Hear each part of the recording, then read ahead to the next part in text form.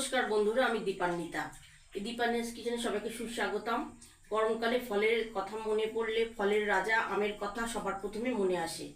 তাই আজ আপনাদের আমি তৈরি করে দেখাবো ছোট ও বড় পছন্দের একটা ড্রিঙ্কস, ম্যাঙ্গো মিল্কশেক।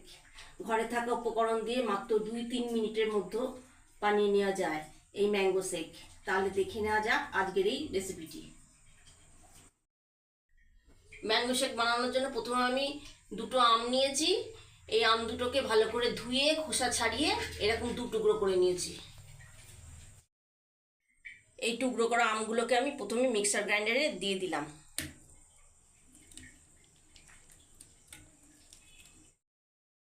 এই দুধটাকে ফুটিয়ে জাল দিয়ে ঠান্ডা করে নিয়েছি।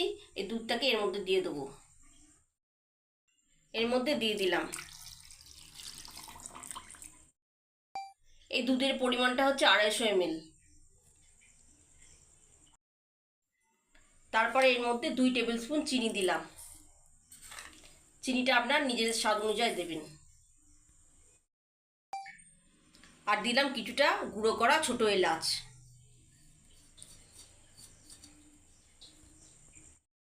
আর দেবো এর মধ্যে কিছুটা আইস কিউব। এই আইস কিউব দিলে ওপরে খুব সুন্দর ফেনা হয়। 2 থেকে 2.5 মিনিট ধরে এটা মিক্সিতে ব্লেন্ড করে নেব।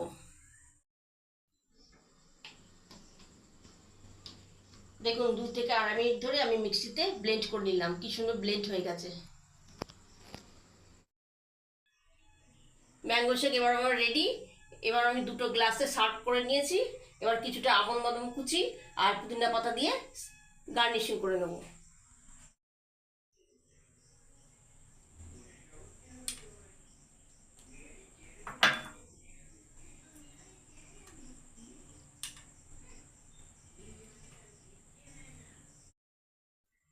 এবারে একটা করে মাঝখানে পুদিনা পাতা দিয়ে দিলাম, দেখতে সুন্দর লাগবে।